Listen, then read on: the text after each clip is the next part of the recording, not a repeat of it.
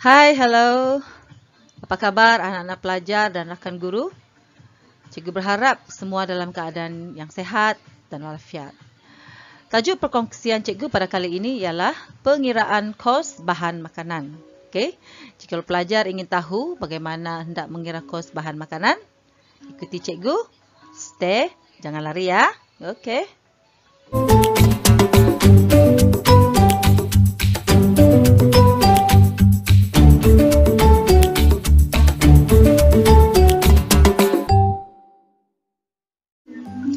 Okey, baiklah. Ini adalah borang senarai kos bahan yang cikgu tunjukkan. Okey, saya rasa pelajar sudah biasa dengan borang ini kan? Okey, jadi di manakah mendapatkan borang ini? Okey, borang ini boleh didapati daripada guru-guru pelajar. Okey, yang pertama sekali apabila mendapat borang ini, okey, sebenarnya borang yang pelajar isi ini, borang senarai kos bahan ini adalah salah satu daripada borang yang perlu diisi semasa melakukan amali masakan. Okey. So, ini adalah salah satu daripada borang yang perlu dilengkapkan, okey, sebelum melakukan amali masakan. Okey, yang pertama sekali pelajar perlulah setelah mengisi tahun, mesti isi tahun, iaitu 2021, kalau 22, 2022 kan, okey. Nah, seterusnya isilah nama calon, okey. Macam cikgu isilah nama cikgu kan. Contoh sajalah. Okey, isilah nama penuh mengikut nama dalam kad pengenalan. Okey. Yang seterusnya, yang kedua, angka giliran, okey. Jadi pelajar isilah angka giliran pelajar dengan lengkap. Okey, jangan salah. Dan yang ketiga, nombor kad pengenalan, isi nombor kad pengenalan. Okey. Itu dua sudah diisi kan? Okey. Nah, apabila pelajar sudah isi, seterusnya pelajar akan nampak ada ruangan kosong di bawah, ada 1, 2, 3, 4, ada 5 lajur. Okey. Bilangan, bahan, kuantiti, lajur kos seunit dan juga lajur jumlah kos. Okey, jadi apakah yang pelajar perlu lakukan? Okey. Yang pertama, sebelum mengisi, pelajar perlu menyediakan resepi bersama dengan pelajar. Okey, terutamanya bahagian bahan-bahan. Okey, jadi pastikan resepi yang pelajar sudah pilih itu adalah resepi yang sudah yang sudah pelajar betul-betul pilih yang terbaik untuk menjawab soalan tugasan pelajar. Okey, kalau sudah berpuas hati dan sudah mendapat persetujuan daripada cikgu, maka pelajar akan bolehlah mengisi borang senarai kos bahan ini. Okey, jadi pelajar lihat di sini, di bawah bahan-bahan ini terdapat banyak sekali bahan-bahan yang diperlukan untuk masak apa? Ini resepi cikgu, mi goreng nenas berbola ayam. Contoh saja, okey. Alright, jadi apa yang perlu pelajar lakukan ialah letakkan semua bahan-bahan ini dan masukkan ke dalam senarai bahan. Okey. Okey, jadi nombor 1, mi kuning 300 gram, nanas 50 gram, sawi 50 gram, sayur campur 50 gram, okey, berbola ayam, bawang merah, bawang putih, kicap cair, kicap pekat, minyak, garam dan secukup rasa. Secukupnya. Jadi untuk nombor 11 ni, garam dan secukup rasa, kita boleh letaklah secukupnya. Okey. Alright.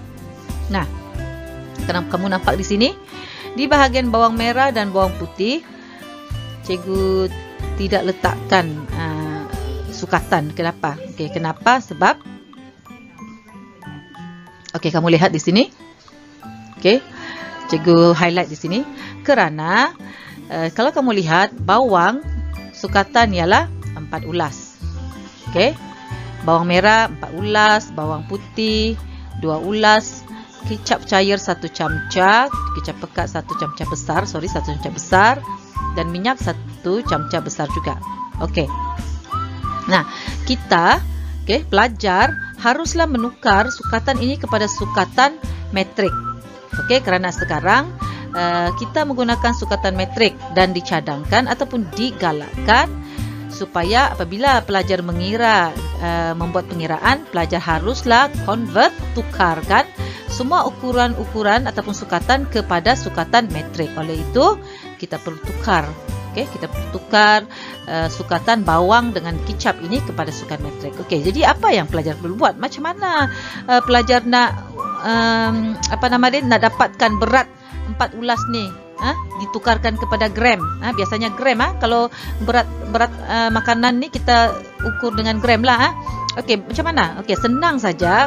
Pelajar tak perlu susah hati. Okey. Pertama sekali pelajar boleh nampak ni, sediakan penimbang. Okey, contohlah ni cikgu tunjukkan contoh. Sediakan penimbang, kemudian letaklah bawang. Kemudian pelajar bolehlah nampak berat bawang itu. Okey, jadi untuk cikgu ni, cikgu letak contoh berat bawang ialah 15 gram. Okey, boleh? Alright, seterusnya 2 ulas camca bawang putih, kita timbanglah 2 ulas bawang putih itu kan. Okey, kemudian kita akan nampak beratnya. Kemudian kita ambillah berat tu dan kita tulislah dalam ruangan kuantiti. Okey. Okey, sekiranya pelajar tidak ada penimbang, okey, apakah pelajar perlu lakukan? Senang saja. Pelajar bolehlah telefon kawan, minta kawan tolong timbang 2 ulas bawang. Telefon cikgu bolehkah tolong cikgu, saya tak ada penimbang. Okey. Alright. Okey, so kita sudah dapat berat bagi bawang merah dan bawang putih. Okey, sukatan bagi bawang merah, bagi bawang putih. Okey, sekarang kita lihat kepada kicap. Macam mana kita nak timbang kicap pula kan? Dengan kicap cair, kicap pekat dan minyak. Oh, ini senang timbang. Okey, apa yang kita perlu lakukan adalah pelajar boleh saja cari dalam internet, okey, sukatan-sukatan yang sudah ada, sukatan conversion ataupun sukatan yang diubah kepada sukatan metrik. Okey, jadi ini adalah salah satu contoh sukatan yang cikgu dapat daripada internet yang sering digunakan oleh chef-chef, di restoran-restoran. Okey, so untuk sukatan cecair, okey, jadi 1 tablespoon equals to 15 ml. Okey, jadi di sini sudah ada sukatan yang diberikan convert kepada ml, iaitu 1 camca besar adalah 15 ml. So 1 tablespoon equals to 15 ml. 1 camca besar adalah 15 ml. Jadi kita ambillah 1 camca besar tadi, kita tukar kepada 15 ml. Okey, so tukar kicap cair 15 ml kerana menggunakan 1 camca kan. Okey, 1 camca kicap pekat pun kita tukar kepada 15 ml. Nah, untuk 4 camca minyak, darab 4 saja. So kita dapat 60 ml. Okey. Nah, kemudian yang sebelah situ tak payahlah sukat sebab kita letak garam dan secukup rasa secukupnya. Okey, alright. Okey, so selesai kita dengan masalah penukaran kepada sukatan metrik. Baiklah, kita sudah mengisi ruang bahan ini dengan bahan-bahan yang ada dalam resepi mi goreng nanas berbola ayam. Okey, sudah lengkap. Lengkap juga dengan kuantiti sekali, semua sudah ada. Jadi apakah langkah yang seterusnya, apa yang perlu kita lakukan ialah mencari berapakah kos seunit. Okey, berapakah kos seunit untuk setiap bahan-bahan yang digunakan dalam resepi mi goreng nanas berbola ayam. Okey, jadi macam mana kita buat? Okey, macam mana? Okey, yang pertama, cuba pelajar lihat di sini. Yang pertama, kita hendak cari kos seunit untuk 300 gram mi kuning. Berapalah? Kalau di kedai itu berapa dia jual? Adakah kedai itu menjual guna penyepit, 1 sepi, 2 sepi? Tak kan? Biasanya mi kuning dijual di kedai itu dalam 1 paket, betul ke tidak? Jadi itulah yang kita nak tahu, berapa harga 1 paket yang ada dijual di pasaran. Okey? Alright, jadi kita cari dulu harga mi kuning ini.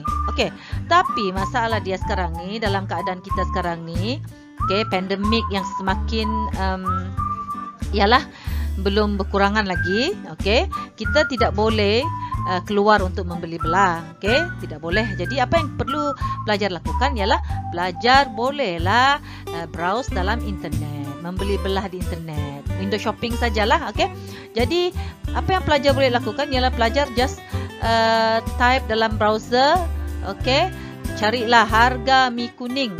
Contoh dia. Jadi pelajar akan dapatlah harga mi kuning tu. Okey, so inilah contoh yang cikgu dapat. Okey, cari di internet lah.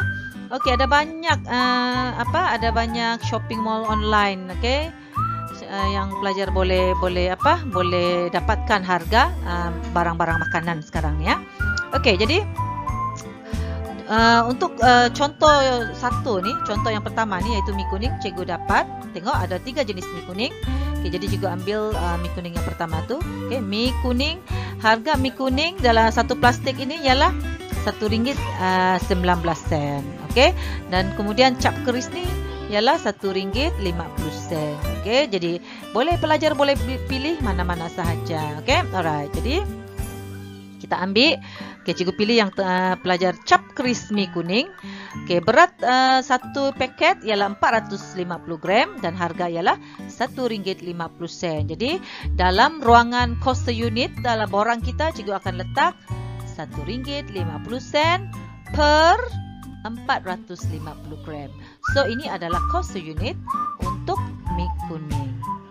Okey, boleh faham kan? Okey, alright. Jadi masalah dia sekarang, persoalan dia sekarang ya, macam mana kita nak cari jumlah kos untuk kuantiti yang kita gunakan. Kita tidak gunakan 450 kan? Okey, pelajar hanya menggunakan 300 gram. Jadi bagaimana kita mencari harga untuk 300 gram ini? 450 kita tahulah RM1.50. Tapi kalau yang 300 gram, okey, jadi begini caranya untuk mendapat jawapan. Okey, untuk mencari jumlah kos, ni kita kena ingat formula. Formula adalah seperti ini. Okey, kuantiti yang digunakan, kuantiti yang kita guna untuk masak sebenarnya kita bahagi dengan kuantiti seunit. Barulah kita darab dengan harga seunit. Okey, jadi kita gunakan contoh yang pertama tu iaitu mi kuning. Okey, kuantiti yang digunakan ialah 300 gram. Okey, kemudian kita bahagi dengan kuantiti seunit 400 gram. Kemudian kita darab dengan harga seunit RM1.50. Okey, faham? Okey. Di 300 gram bahagi 450 gram darab dengan RM1.50, maka kita akan dapat 66 sen apabila kita bahagi 300 gram dengan 450 gram. Okey, jadi kita darab. Okey, jawapan tu 0.66 darab dengan RM1.50, kita akan dapat 99 sen. So ini adalah jawapan dia. Jadi kita tulis di jumlah kos. Belum lagi. Kerana apa? Kerana pelajar tahu kan, kita tidak menggunakan 1 sen. Dulu bolehlah kita guna 1 sen. Dulu memang ada. Time cikgu sekolah rendah pun memang ada guna 1 sen. Tapi sekarang kita tidak menggunakan 1 sen lagi. Kalau kita bayar dengan penjual pun kita tak akan guna 9 sen ni. Okey, jadi macam mana kita nak convert? Macam mana kita nak tukar ni? Ataupun adakah kita ikut suka hati saja? Okey, alright. Nah, pelajar akan gunakan mekanisme penggenapan. Okey, ini adalah jadual yang digunakan. Okey, untuk jadual yang digunakan. Okey, alright. Jadi di mana nak dapat ni? Okey, kamu boleh refer sini ataupun pelajar boleh dapatkan daripada cikgu pelajar masing-masing. Okey, nah 99 sen. Kalau dalam mekanisme penggenapan ni, jadual ni, cuba kamu tengok lajur yang pertama. Bilangan berakhir dengan sen. Maksudnya, jikalau hujung nilai nilai sesuatu barangan itu 1 sen, contohnya RM1.51. Itu 1 sen yang akhir kan. RM1.52 yang akhirnya 2 sen kan. Itu maksudnya adalah bilangan akhir. Okey, 3 sen, 4 sen, okey, ataupun 6 sen, 7 sen, ataupun 8 sen, 9 sen. Okey. Nah, lajur kedua dia katakan sini, penggenapan kepada 5 sen terdekat. Jadi kita ikut kepada 5 sen yang terdekat. Okey, sama ada kita naikkan ke 5 sen ataupun turun di bawah 5 sen. Itu maksud dia. Nanti cikgu tunjukkan contoh. Okey, jumlah keseluruhan bil sebelum penggenapan. Okey, misalnya biasanya figure ini ataupun nilai ini kita boleh dapat dalam mana-mana resit lah. Kalau harga resit itu contoh RM82 1 sen. Tengok di sini penggenapan. Kita akan, dia katakan sini turun. Kalau 1 sen ataupun 2 sen, kita turun ke 5 sen yang terdekat. Contohnya, tengok, kita akan turun menjadi RM82. Oke. Tetapi jikalau bil itu yang kita bayar itu di hujung dia ada 3-4 sen macam ni, 82 3 sen ataupun 82 4 sen, kita naik ke 5 sen yang terdekat. Jadi kita tidaklah bayar RM42 4 sen kan. Jadi kita gunakan penggenapan, kita bayar RM82 5 sen. Okey, faham? Okey, seterusnya jikalau harga barangan itu dekat dengan harga barang itu ialah RM82 6 sen atau RM82 7 sen, maka kita akan turunkan kepada 5 sen yang hampir. Okey, iaitu berapa? Kepada RM82 5 sen. Betul kan? Dan satu lagi, apabila harga barang adalah hujung dia, RM82 8 sen, hujung 8 sen ataupun RM82 9 sen, hujung dia 9, maka kita akan naikkan kepada 5 sen. Okey, kenaikan kepada 5 sen iaitu RM82 10 sen. Okey. Nah, kenapa cikgu bulatkan di sini 82.09? Kerana cuba kamu lihat. Jumlah yang kita dapat untuk mi kuning ialah 99 sen. Okey, jadi apa yang kita perlu lakukan seperti dalam jadual ini, kalau hujung dia 9 sen, kita naikkan kepada 5 sen yang hampir, iaitu kita bayar RM1. Okey, RM1. Jadi kita letaklah RM1 itu di dalam kita punya borang senarai kos bahan. Okey. Boleh faham kan? Okey. Cikgu harap pelajar boleh faham apa yang telah cikgu tunjukkan ini ya. Okey. Tak apa, cikgu akan tunjukkan lagi satu contoh. Okey. Contoh yang seterusnya ialah nenas. Okey. Jadi nenas yang kita perlukan ialah 50 gram. Okey, 50 gram. Okey. Jadi sekarang kita nak cari kos seunit lah berapa, okey? Jadi jom kita shopping di online. Okey, inilah yang cikgu dapat. Okey, cikgu shopping di online. Jadi apa yang cikgu dapat ialah cube nenas dalam tin. Okey, cube nenas dalam tin pun okey juga. Alright, jadi berapakah berat cube nenas ini? 454 gram. Okey, berat tin ini ialah 454 gram. Okey, kemudian berapakah harga? RM7.69 gram. Okey, jadi kalau sudah dapat figure tu, kita tulis pada apa? Pada borang kita. Okey, 769 per 45.4. Okey. Alright. Jadi apa lagi pelajar perlu lakukan selepas tu? Jadi kita buat pengiraan. Okey. Jadi kita ikut kepada formula yang sudah cikgu tunjukkan. Okey. Kuantiti yang digunakan kita bahagi dengan kuantiti seunit. Kemudian barulah kita darabkan dengan harga seunit. Okey, harga seunit berapa? RM7.69. Okey. Alright, jadi kamu tengok di sinilah kos seunit cikgu dah letak tu. RM7.69 per 454 gram. Okey, ini faham Okey, kemudian kita akan dapat 11 sen darab dengan harga. 11 sen ni adalah hasil daripada bahagi 50 bahagi 454 gram. Okey. Kemudian kita dapat jawapan 0.84 sen. Okey, jadi ini macam cikgu cakap tadi, kita tidak bayar 1 sen. Jadi kita guna mekanisme penggenapan. Jadi 4 sen ini kita kena kita kena letak nilai yang hampir kepada 5 sen. So yang hampir kepada 5 sen ialah, tengok sini baliknya, okey? Okey, tengok di sini 44 sen kita letak di mana? Okey.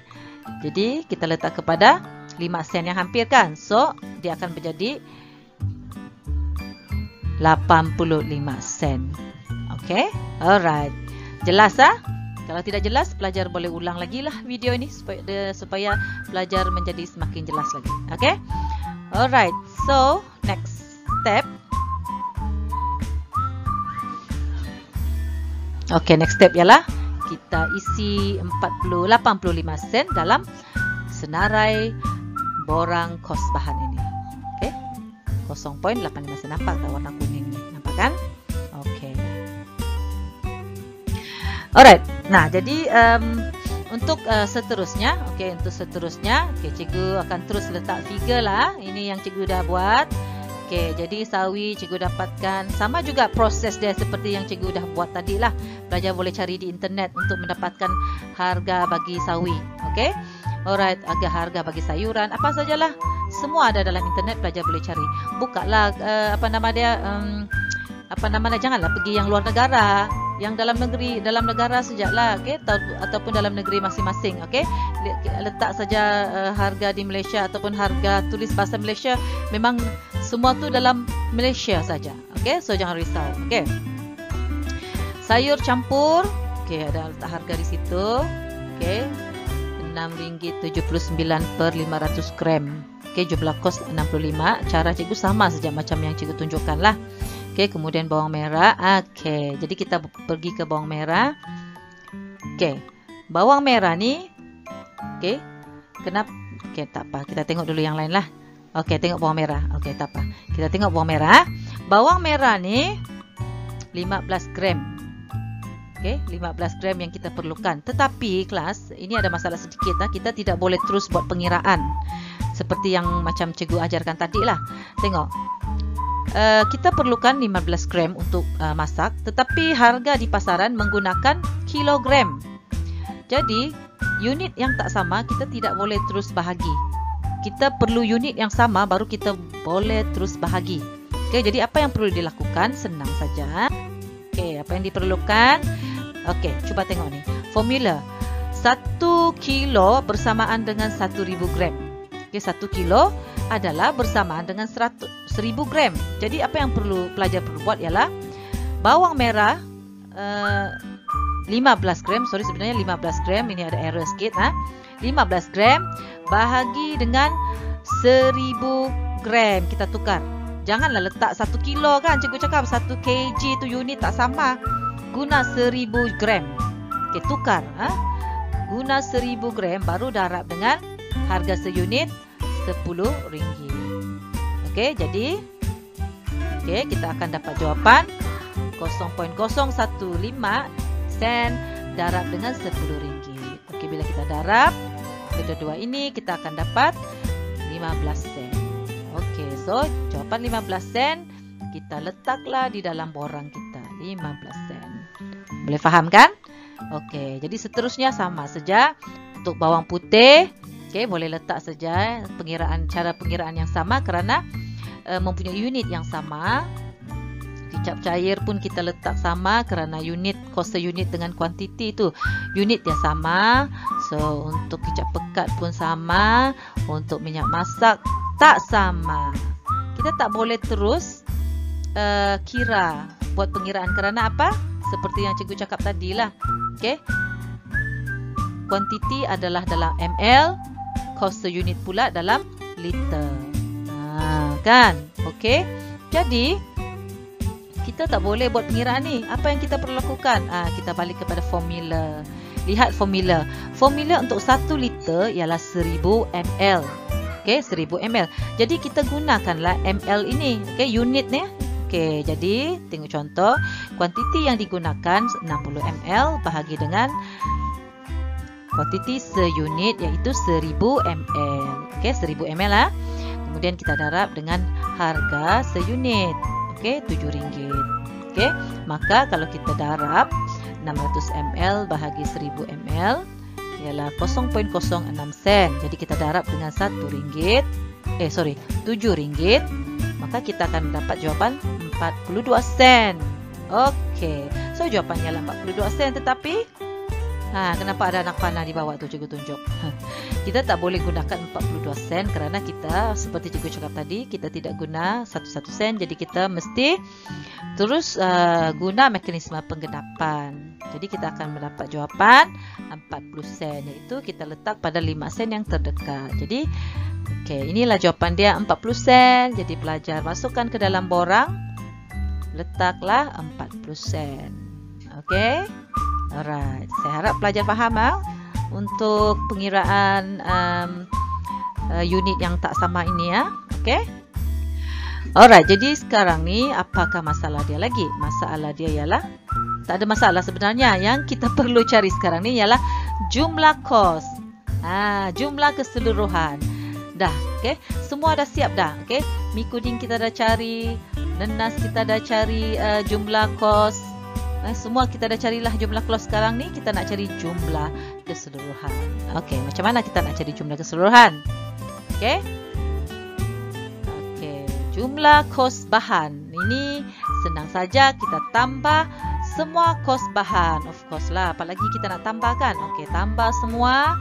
Bila kita tambah semua, ini pun pelajar harus berhati-hati lah. Apabila pelajar nak tambah semua, kena bagi teliti lah, kena tengok teliti, jangan tertinggal lah, dengan tertinggal ataupun lompat figure yang lain lah. Buat 2 kalilah double check. Alright, jadi akhirnya apabila kita tambah semua, kita akan dapat jumlah RM6.80. Jadi kita buatlah RM6.80, kita letak dalam borang senarai kos bahan. Alright, senang kan untuk pengiraan keseluruhan ini? Kalau susah, ulang lagi video ini. Semoga pelajar dapat memahami apa yang cikgu sampaikan apabila belajar. So, sampai di sini saja perkongsian cikgu pada kali ini. Cikgu berharap pelajar dapat memahami apa yang sudah cikgu sampaikan. Dan jangan lupa pelajar untuk like dan subscribe channel cikgu untuk mendapatkan lebih banyak info yang bermanfaat dan juga menarik. So, jumpa lagi. Bye-bye.